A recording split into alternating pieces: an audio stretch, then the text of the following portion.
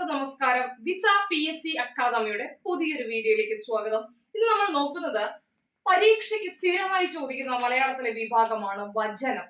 എന്താണ് വചനം എന്ന് പറഞ്ഞാൽ നാമത്തിന്റെ എണ്ണത്തെ സൂചിപ്പിക്കുന്നതാണ് വചനം.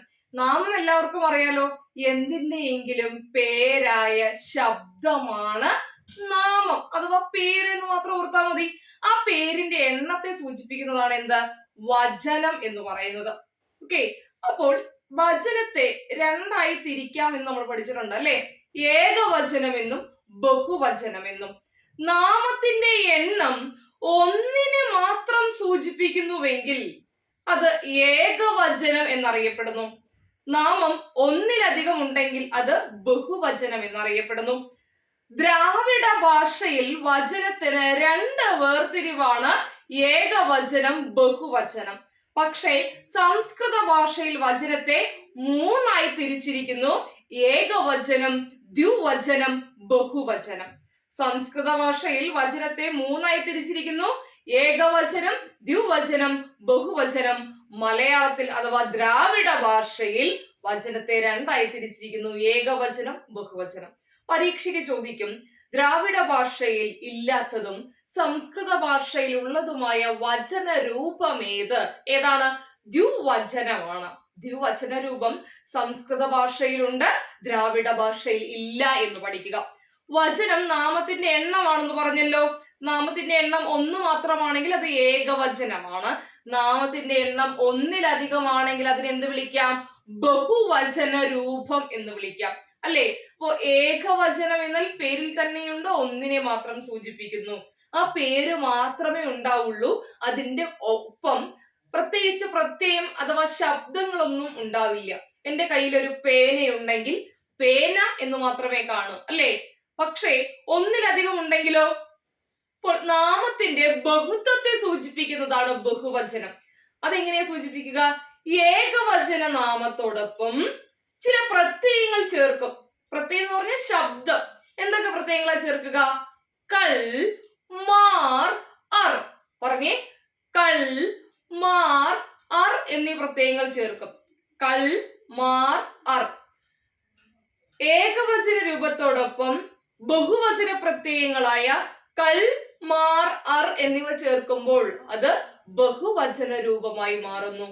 നാമത്തിന്റെ ബഹുത്വത്തെ സൂചിപ്പിക്കുന്നതിനായി ഏകവചന നാമങ്ങൾക്കൊപ്പം ബഹുവചന പ്രത്യയങ്ങളായ കൾ, മാർ, അർ എന്നിവ ചേർക്കുമ്പോൾ അതെന്താവുന്നു?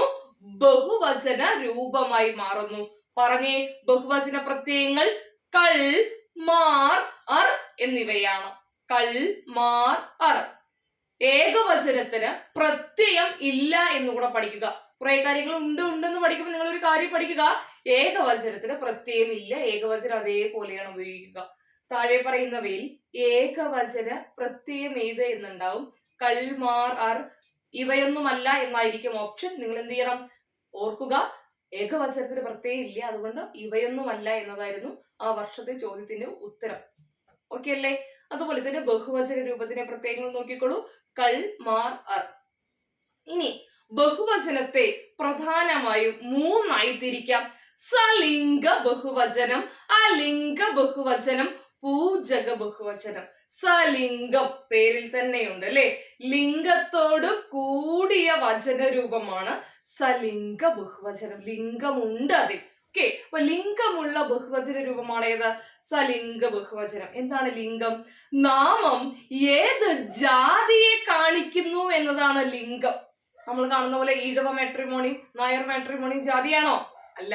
ഇവിടെ രണ്ട് ജാതിയേ ഉള്ളൂ, പുല്ലിംഗം, സ്ത്രീലിംഗം. എന്താ?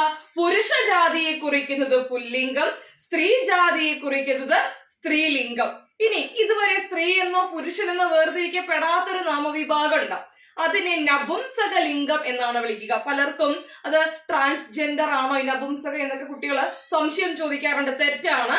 സ്ത്രീലിംഗം, സ്ത്രീ ജാതിയെ കുറിക്കുന്ന ലിംഗമാണ് സ്ത്രീലിംഗം. അൾ, ഈ എന്നിവ എന്തിന്റെ പ്രത്യയമാണ് ചോദിക്കും.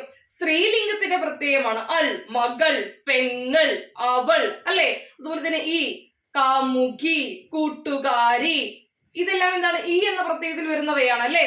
അപ്പോൾ ഓർക്കണം, അൾ, ഈ എന്നിവ സ്ത്രീലിംഗ പ്രത്യയമാണ്. അൻ എന്നത് പുല്ലിംഗ പ്രത്യയമാണ്. നാമം സ്ത്രീ ജാതിയെ കുറിക്കുന്നതാണ് സ്ത്രീലിംഗം, നാമം പുരുഷ ജാതിയെ കുറിക്കുന്നതാണ് പുല്ലിംഗം. അൻ എന്നതാണ് പുല്ലിംഗത്തിന്റെ പ്രത്യയം എന്ന് കൂടെ ഓർക്കുക.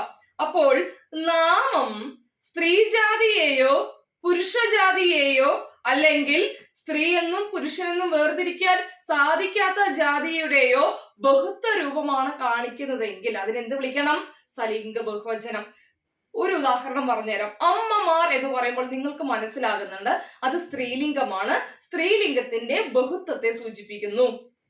ആൺകുട്ടികൾ പുല്ലിംഗമാണ്, പുല്ലിംഗത്തിന്റെ ബഹുത്വത്തെ സൂചിപ്പിക്കുന്നു.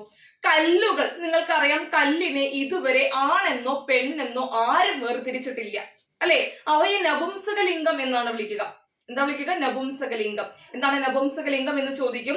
ഭൂമിയിൽ ഇതുവരെ സ്ത്രീ എന്നോ പുരുഷനെന്നോ വേർതിരിക്കാൻ സാധിക്കാത്തവയെല്ലാം നപുംസകമാണ് പിള്ളേരെ. ഓക്കെ, അപ്പോ മല, പർവ്വതം, നഗരം, വനം, പട്ടണം, പമ്പരം, ഇതൊക്കെ എപ്പോഴും ചോദിക്കുന്നതാ. ഗ്രാമം, പട്ടണം, നഗരം, ഗ്രാമം ഒക്കെ സ്ഥിരം ചോദ്യങ്ങളാ. ഇവയെല്ലാം എന്താണ്? നപുംസകമാണ്. പാത്രം, പാത്രം സ്ത്രീ എന്ന പുരുഷനെ വേർതിരിച്ചിട്ടുണ്ടോ? പൂക്കൾ, പൂക്കൾ സ്ത്രീ എന്ന പുരുഷനെ ആരെങ്കിലും വേർതിരിച്ചിട്ടുണ്ടോ? പാത്രങ്ങൾ, പൂക്കൾ, കടലുകൾ, ഇതെല്ലാം സ്ഥിരമായി PSC ചോദിക്കുന്ന നപുംസക ലിംഗത്തിൽ വരുന്നവയാണ്. അപ്പോൾ സ്ത്രീജാതിയെ കുറിക്കുന്ന സ്ത്രീലിംഗം, പുരുഷജാതിയെ കുറിക്കുന്ന പുല്ലിംഗം, സ്ത്രീ എന്ന പുരുഷൻ എന്ന വേർതിരിക്കാൻ കഴിയാത്ത നാമവിഭാഗം ഉൾപ്പെടുന്ന നപുംസക ലിംഗം. സ്ത്രീലിംഗത്തിന്റെയോ നപുംസക ലിംഗത്തിന്റെയോ പുല്ലിംഗത്തിന്റെയോ ബഹുത്വത്തെയാണ് സൂചിപ്പിക്കുന്നതെങ്കിൽ അവ സലിംഗമാണ്. പരീക്ഷയ്ക്ക് ചോദിക്കും പൂക്കൾ. നമുക്കറിയാം പൂക്കൾ നപുംസകമാണ്, സ്ത്രീ എന്നോ പുരുഷനെന്നോ വേർതിരിച്ചിട്ടില്ല. അപ്പൊ നപുംസകത്തിന്റെ ബഹുത്വമാണെങ്കിലും അത് സലിംഗമാണ്. നപുംസകത്തിന്റെ ബഹുത്വത്തെ സൂചിപ്പിക്കുന്നവയാണെങ്കിൽ അത് സലിംഗമാണ്. സ്ത്രീലിംഗത്തിന്റെ ബഹുത്വത്തെ സൂചിപ്പിക്കുന്നതാണെങ്കിലും സലിംഗമാണ്. പുല്ലിംഗത്തിന്റെ ബഹുത്വത്തെ സൂചിപ്പിക്കുന്ന ആണെങ്കിലും സലിംഗമാണ്. പിടിയാനകൾ നമുക്കറിയാം പെണ്ണാനയാണ്, അല്ലെ? ഒന്നിലധികം ഉണ്ടെന്ന് മനസ്സിലായി. സ്ത്രീലിംഗത്തിന്റെ ബഹുത്വം എന്താണ്? സലിംഗമാണ്. സലിംഗം ലിംഗത്തോട് കൂടിയത്. കുടുംബം, അല്ലെ? സകുടുംബം കുടുംബത്തോടെ, സസ്നേഹം സ്നേഹത്തോടെ, സകർമ്മകം കർമ്മമുള്ളത്. അങ്ങനെയെങ്കിൽ സലിംഗം ലിംഗത്തോട് കൂടിയത്. സ്ത്രീലിംഗത്തിന്റെയോ പുല്ലിംഗത്തിന്റെയോ നപുംസക ലിംഗത്തിന്റെയോ വില ഏതെങ്കിലും ഒന്നിന്റെ ബഹുത്വമാണ് സൂചിപ്പിക്കുന്നതെങ്കിൽ അത് സലിംഗമാണ്. കടലുകൾ നപുംസകലിംഗമാണ്, സലിംഗ ബഹുവചനത്തിലേക്ക് വരുന്നു, അല്ലെ? പാത്രങ്ങൾ നപുംസകലിംഗമാണ്, ഏതിലേക്ക് വരുന്നു? നമുക്കറിയാം സലിംഗ ബഹുവചനമാണ്. രണ്ടാമത്തേതാണ് അലിംഗ ബഹുവചനം. സ്ത്രീലിംഗത്തിനെയും പുല്ലിംഗത്തിനെയും ചേർത്ത് പറയുന്നത് അല്ലെങ്കിൽ വേർതിരിച്ചറിയാൻ സാധിക്കാത്തത്. എന്താ ഉദ്ദേശിക്കുന്നത്? കുട്ടികൾ എന്ന് ഞാൻ പറയുന്നു. ആൺകുട്ടിയും വരാം പെൺകുട്ടിയും വരാം, അല്ലെ? ആൺകുട്ടിയും പെൺകുട്ടിയും വന്നോടെ കുട്ടികൾ എന്ന് പറയുമ്പോൾ മക്കൾ, മകനും വരാം മകളും വരാം. അപ്പൊ രണ്ടുപേരെയും ചേർത്ത് പറയുന്നതാ എന്താ? ആ ലിംഗ ബഹുവചനം. ലിംഗം നമുക്ക് സ്പെസിഫൈ ചെയ്ത് പറയാൻ സാധിക്കുന്നില്ല. വിദ്യാർത്ഥികൾ, വിദ്യാർത്ഥിയും വരാം വിദ്യാർത്ഥിനിയും വരാം. അധ്യാപകർ, അധ്യാപകനും അധ്യാപികയും വരാം. പരീക്ഷയ്ക്ക് ഏറ്റവും അധികം ചോദിക്കുന്ന ഒരു ഓപ്ഷനാണ് അധ്യാപകർ, അലിംഗമാണ്. പണിക്കാർ, അല്ലെ? കൂലിപ്പണിക്കാർ നമ്മൾ അറിയാം. എന്താണ്? സ്ത്രീയുണ്ട് പുരുഷനുണ്ട്. വേലക്കാർ, തൊഴിലാളികൾ, ജനങ്ങൾ, ബന്ധുക്കൾ, ശത്രുക്കൾ, അല്ലെ? സുഹൃത്തുക്കൾ, മക്കൾ, സഹോദരങ്ങൾ, സഹോദരനും വരാം സഹോദരിയും വരാം. ഓക്കെ, സ്ത്രീലിംഗത്തിന്റെയും പുല്ലിംഗത്തിന്റെയും ബഹുത്വം ചേർത്ത് പറയുന്നതാണ് അലിംഗം. മൂന്നാമത്തേതാണ് പൂജക ബഹുവചനം. എണ്ണം കൊണ്ട് അവ ഒന്നേ ഉള്ളുവെങ്കിലും ബഹുമാനമോ അല്ലെങ്കിൽ ആദരവോ സൂചിപ്പിക്കുന്നതിനായി ഏകവചന നാമത്തോടൊപ്പം കൽ, മാർ, അർ, ആർ എന്നീ പ്രത്യയങ്ങൾ ഏതെങ്കിലും ചേർക്കുകയാണെങ്കിൽ അത് പൂജക ബഹുവചനമാണ്. വൈദ്യൻ, അല്ലെ? ഒരാളെ ഉള്ളൂ, പക്ഷെ നമ്മൾ ബഹുമാനം കാണിക്കാൻ വൈദ്യ എന്ന് വിളിക്കില്ല. എന്തേ വിളിക്കുള്ളൂ? വൈദ്യരെ. പക്ഷെ എണ്ണം കൊണ്ട് ഒന്നേ ഉള്ളൂ. സ്വഭാവം കൊണ്ട് അവ ഏകവചന രൂപത്തിൽ വരുന്നുവെങ്കിലും അത് ഏതിലേക്ക് കണക്കാക്കണം? പൂജക ബഹുവചനം. എന്താണ്? നാമം കൊണ്ട് ഒന്നേ ഉള്ളുവെങ്കിലും ബഹുമാനമോ ആദരവോ കാണിക്കാൻ വേണ്ടി ഏകവചന നാമങ്ങൾക്കൊപ്പം കൽ, മാർ, അർ, ആർ എന്നീ പ്രത്യയങ്ങൾ ചേർക്കുകയാണെങ്കിൽ അത് പൂജക ബഹുവചനമാണ്. ശല്യർ, അല്ലെ? മഹാഭാരതത്തിലെ കഥാപാത്രമാണ് ശല്യർ. എന്താണ്? പൂജക ബഹുവചനമാണ്. അതുപോലെ തന്നെ എപ്പോഴും ചോദിക്കുന്നതാണ് തിരുവടികൾ, ശാസ്ത്രികൾ, ഭാഗവതർ, വൈദ്യർ, പത്രാധിപർ, ന്യായാധിപർ, താങ്കൾ, നിങ്ങൾ, അവർകൾ. എന്താണ്? പൂജക ബഹുവചനത്തിന് ഉദാഹരണമാണ്. കൂടുതൽ ചോദ്യങ്ങളും ഉത്തരങ്ങളുമായി വീണ്ടും കാണാം. നന്ദി, നമസ്കാരം.